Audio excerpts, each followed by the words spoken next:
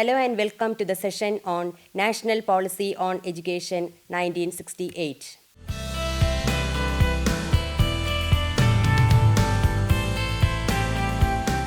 Introduction and historical background. Education has been one of the central concerns of the Government of India ever since India attained freedom in 1947. Several programs have been sponsored by the central government to improve the educational situation in India. Many of such programs were meant to achieve certain goals that would increase the quality and access to education. The importance of the eradication of illiteracy in both rural and urban India, free and compulsory education, secondary education, university education, and equal educational opportunities were given priority in the first few years after independence. Education was regarded as a factor essential for national integration, national security, economic and cultural development of the country, and for the realization of socialistic pattern of the society. Strong central government control over education throughout the country, along with a uniform educational system, was one of the visions put forward by Maulana Abdul Kalam Azad, India's first Minister of Education. Many commissions were appointed to review the persisting problems of Indian education scenario. These commissions were asked to analyze the possibilities of a reconstruction of the prevailing system of education. The most noted of such commissions were the University Education Commission of 1948-49 and the Secondary Education Commission of 1952-53. Many of the recommendations put forward by these two commissions were taken into consideration. Attempts were made to improve the situation by giving special emphasis to the development of technology, science and research under the leadership of the India's first Prime Minister Jawaharlal Nehru. Towards the end of the third five-year plan, the government felt the need to conduct a more comprehensive review of the educational system. The aim of this review was a fresher attempt at the reconstruction of education. As a result, the Education Commission of 1964-66 was appointed by the government. This commission is popularly known as the Kothari Commission. The role of Kothari Commission was to give recommendations to change the existing structure of education based on the national pattern of education. It was also asked to advise the government on the general principles and policies for the development of education in all aspects and at all stages. We will look into the work and recommendations of the Kothari Commission in detail in a separate unit. The recommendations made by the Education Commission of 1964-66 are regarded by educational historians as a major milestone in the history of modern India. The report presented by the Commission was widely discussed and analyzed. The first national policy on education was formulated in 1968 based on the recommendations made by the Kothari Commission. The National Policy on Education of 1968 was announced by the then Prime Minister Indira Gandhi. The primary aim of this policy was a radical restructuring of education in a way that equalizes educational opportunities. It was believed that such a restructuring will enhance the economic and cultural development of the country. The policy called for a number of changes that would change the teaching and learning situation in India, focusing on both teachers and students. Free and compulsory education for kids under the age group of 14 as stipulated by the Constitution of India and better qualification and training for teachers were two key components of this policy. Moreover, it focused on the importance of regional languages by proposing a three-language formula to be executed in secondary education. In the next three modules of this unit, we will look at the different aspects and characteristics of the National Policy on Education of 1968. We will also deal with in detail the major principles of the policy and its anticipated outputs. The Major Principles of National Policy on Education 1968. As we have already seen in the last module, the primary objective of announcing a national policy on education was to improve the education scenario of the post-independent India. The National Policy on Education 1968 had a number of principles that covered different aspects of education, starting from elementary education to university education. The policy aimed to resolve the problems of Indian educational system and to promote the development of the country through 17 principles. These principles can be classified under three broad categories. First, policies to improve the quality and universality of education. Second, policies to improve educational opportunities and the status of regional language. 3. Policies regarding the structure and form of education. Let us look at these policies and their expected outcomes in some detail. We will start with an analysis of the first category, that is, policies to improve the quality and universality of education. Free and compulsory education. The policy acknowledged the role and power of young generation to bring about economic, social and cultural development in the country. But if the youth should have the power, they should be initiated into the structure of education at an early age. Moreover, education shouldn't become an expensive or unaffordable affair to the students and their parents. The directive principle under Article 45 of Indian Constitution stipulates that all children up to the age of 14 should be provided free and compulsory education. The policy gave special emphasis to the constitutional principle and aimed to carry out strenuous effort to promote free and compulsory education. It also emphasized the importance of developing appropriate programs to cut short the wastage and stagnation in schools. The objective of such programs, according to the policy, should be to ensure that all children who are enrolled in schools complete their education successfully.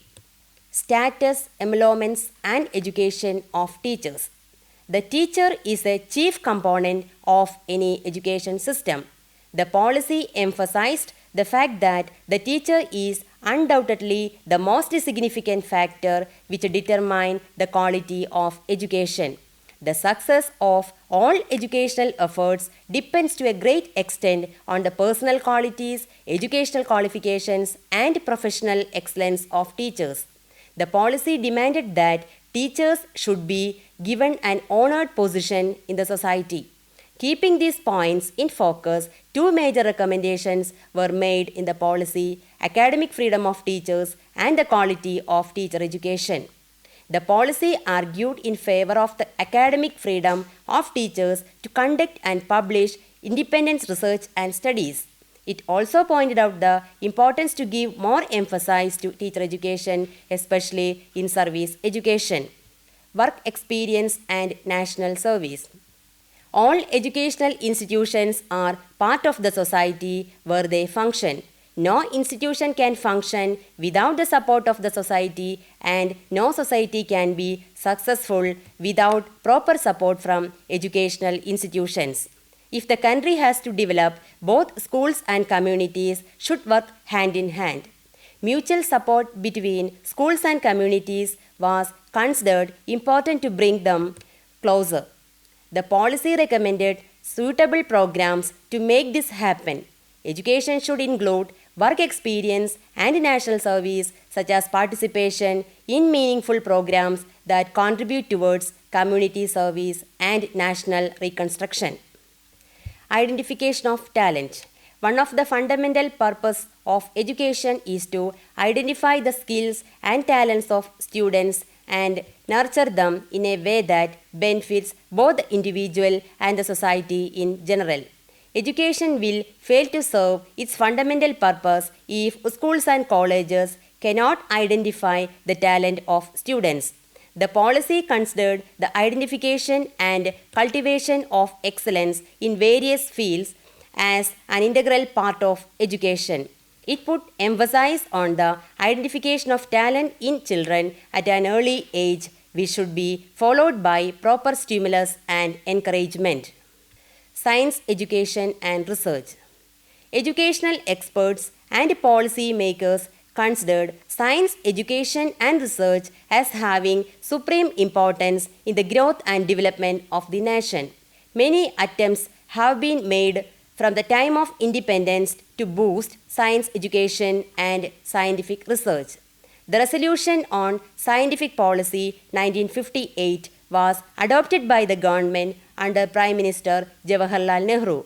His government gave importance to the development of institutions such as Indian Institute of Technology, which carry out scientific research and education. The National Council of Educational Research and Training (NCERT) was formed in 1961 as an autonomous organization.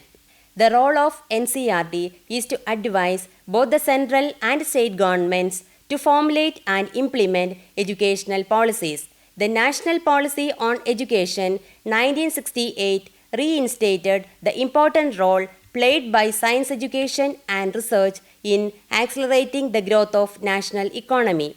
It was proposed that both science and mathematics should be essential parts of general education till the end of school education.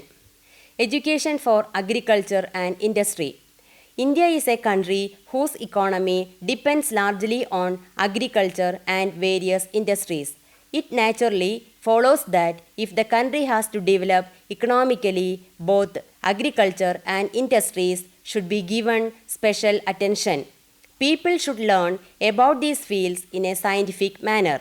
Moreover, new techniques and methods should be developed, new researchers should happen, and the employment opportunities in these fields should be reviewed.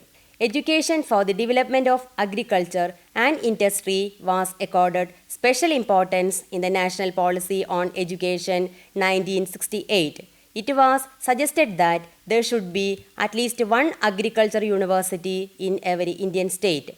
As for technical education, practical training in industry should be a key component of such education. The policy also stated that there should be regular review of the industrial, agriculture, and technical manpower needs of the country. A proper balance should be made between the output of educational institutions and the opportunities of employment. Production of books. This was yet another focus of the National Policy on Education 1968. It called for immediate steps to be taken in order to ensure that quality textbooks are produced for the educational purposes of the universities and schools. The textbooks should not be changed frequently and their prices should be kept low so that students are able to afford them.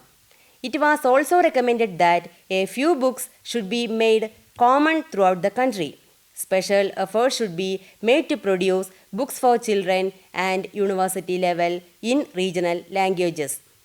Examinations. The role and aim of examinations was defined clearly by the policy. The prime role of examination reforms should be to improve their reliability as well as validity. Evaluation should not be a one-time process. Instead, it should be made a continuous process. The aim of evaluations should be to help students improve their level of achievement. The tendency to view examinations as means of certifying students' quality of performance at a given moment of time was strongly discouraged by the policy. Policies regarding the structure and forms of education. Another key focus area of the National Policy on Education 1968 was the structure and forms of education. It gave suggestions on the university education, secondary education, spread of literacy and adult education, part-time and correspondence courses, and the structure of education. Secondary education. One of the key factors that aid social change and transformation is the opportunity to education at the secondary and higher levels. The policy considered the fact that certain areas and classes were denied opportunities to attain secondary education in the past. So, it recommended that facilities of secondary education should be extended to such areas and classes. The policy also emphasized the need to increase facilities of vocational and technical education at the secondary level. This should be done according to the requirements of the developing economy and employment opportunities. The facilities for technical and vocational education should cover diverse areas such as industry, agriculture, trade and commerce, home management, medicine and public health, secretarial training, arts and crafts. University education. Universities play an important role in molding skilled individuals who can contribute towards the growth and economy of the nation. The importance of university education was stressed in the policy along with recommendations to establish new universities and to improve facilities in the existing universities. The policy proposed that the number of full-time students admitted in universities should be based on facilities such as laboratory, library, strength of staff, and other amenities available in the universities. New universities should be established with considerable care after having made adequate provision of funds. Similarly, measures should be taken before setting up new universities to ensure that proper standards are followed and maintained. Special attention should be given to postgraduate courses so as to improve the standards of training and research at this level.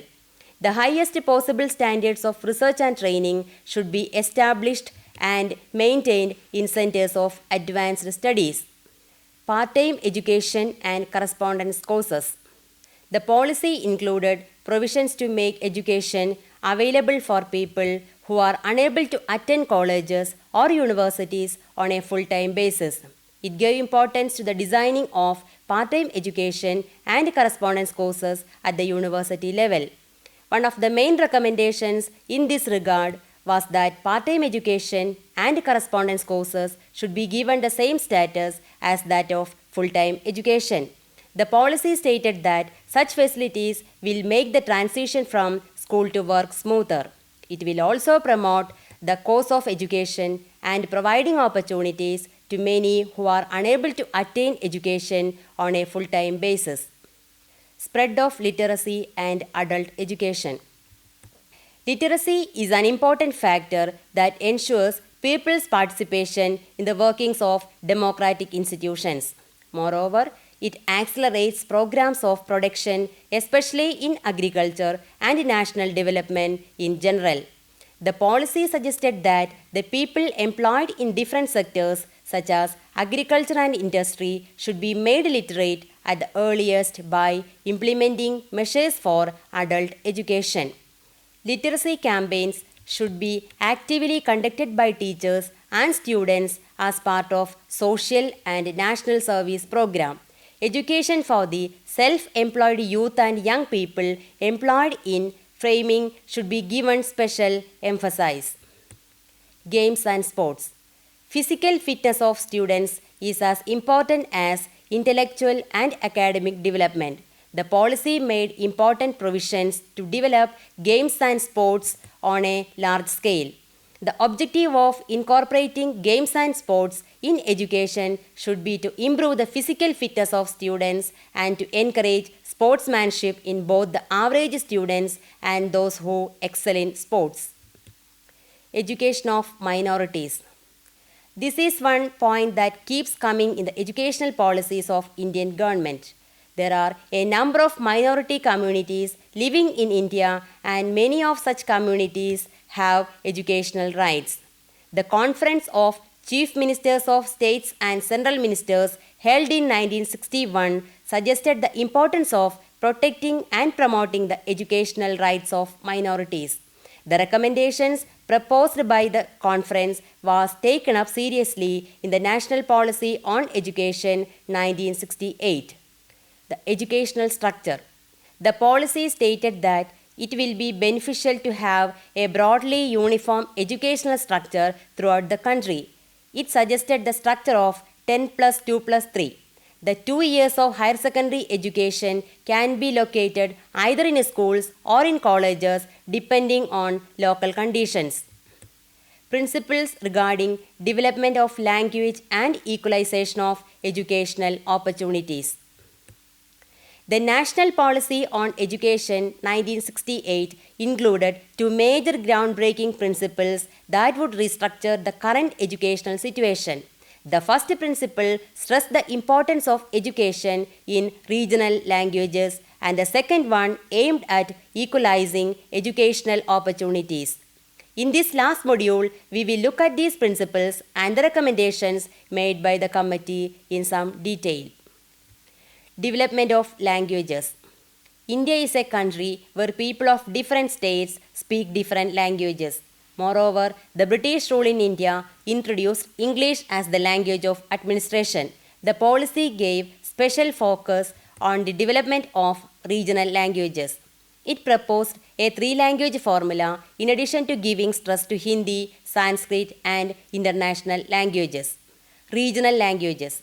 Development of regional languages and literature is important for the cultural and economic progress of the country. The policy noted that giving importance to the development of regional language is absolutely necessary for people to release their creative energies. It will also help to improve the standards of education, spread knowledge, and to bridge the gap between the intelligentsia and the masses. At the time the policy was announced, regional languages were used as a medium of instruction at the primary and secondary levels. The policy recommended that it should be extended to university level. The three-language formula. The policy proposed the three-language formula to be practiced at the secondary levels. The formula included the following: the study of a modern language, preferably one of the southern languages, apart from English and Hindi in the Hindi-speaking states. The study of Hindi along with the regional languages and English in the non-Hindi speaking states. This formula will ensure that every child who attends secondary education gets proficient in at least three languages. Development of Hindi. The policy maintained that efforts should be done to promote the development of Hindi. Due care should be taken while developing Hindi as a linked language to make sure that it will serve as a medium of expression for all the elements of the composite culture of India. Promotion of Sanskrit. The policy stated that Sanskrit holds a special place in the growth of regional languages and it has contributed to the cultural unity of the country. Hence, more facilities should be made for its teaching at the school and college levels. The policy also observed the need to develop new methods to teach the language. International languages. The policy gave special emphasis to the study of English and other international languages. It observed that knowledge is fast growing, especially in science and technology. If India has to keep up growth and contribute towards this knowledge, proficiency in English is absolutely necessary. The policy mentioned that the study of English should be strengthened to meet this purpose. Equalization of educational opportunities. If you look at the contemporary Indian society, you can see that not all people have same access to education. The class, caste, and many other factors prevent some people from attaining the fruits of education the way others do. The National Policy on Education realized the seriousness and consequences of this situation and advocated that strenuous efforts should be made to equalize educational opportunities. The major recommendations of the policy were as follows. Providing educational facilities to rural and backward areas was proposed as the chief corrective measure to eradicate inequalities in education. The policy took up the recommendation made by the Kothari Commission, the Education Commission of 1964-66, that a common school system should be implemented to achieve national integration and social cohesion. Regional imbalances in the provision of educational facilities should be corrected. The policy gave special emphasis to the education of girl children. It not only ensures social justice but speeds up the process of social transformation. The education of backward classes, especially the tribal groups, should be given extra care. Efforts should be made to develop education among such people. The development of educational facilities for the physically and mentally handicapped children received special mention in the policy. Integrated programs that enable handicapped children study in regular schools should be developed. National Policy on Education 1968 and after. By covering diverse aspects of education, it aimed to bring about radical change in the ways educational facilities were distributed. Since the adoption of the policy, several positive changes happened in the Indian education sector. The fact that the majority of India's rural population now has educational facilities can be attributed to this policy and the subsequent measures to improve rural education. Another notable achievement of the policy has been the adoption of a common structure of education in all parts of the country. Most Indian states now follow the 10+2+3 model proposed by the policy. Science and mathematics were included as compulsory subjects in the curriculum as suggested by the policy. Even though the policy made remarkable achievements, critics are of the opinion that its general formulations were not adequate. It was revised in 1986 and again in 1992 to accommodate a number of changes. Despite its failure to implement some of the major recommendations, the National Policy on Education 1968 remains one of the major milestones in the history of Indian education. Let us summarize the major ideas we have discussed so far. The National Policy on Education 1968 was a set of educational principles laid out by the Government of India. It included recommendations on how to improve the educational system of India by improving the quality of education through a number of measures. The policy rightly recognized and gave emphasis to the equalization of opportunities and free and compulsory education. It covered all the major aspects of education, including teacher education, secondary education, university education, and correspondence courses. The policy also took into consideration the importance to bridge the gap between education and employment opportunities. Recommendations were made to augment the growth of national economy through education for agriculture and industry. Many of the recommendations of the National Policy on Education were implemented. Some of the principles of the policy were modified further in 1986 and 1992. Despite its drawbacks, the National Policy on Education 1968 remains one of the key policies that shaped India's educational system into what it is today. Now, you can try to answer the questions given here. First, write a short note on the historical background that led to the formation of the National Policy on Education 1968. 2. What were the major aims of the National Policy on Education 1968? 3. What were the recommendations of the policy that pertain to teachers and teacher education? 4. Briefly describe any 5 of the major principles of the policy. 5. What is the 3-language formula put forwarded by the National Policy on Education 1968? 6. Discuss the importance of regional languages in the development of education with special reference to the National Policy on Education 1968. Now, you can go through the reference books listed here. Ministry of Human Resource Development 1968, National Policy on Education 1968, New Delhi, Government of India.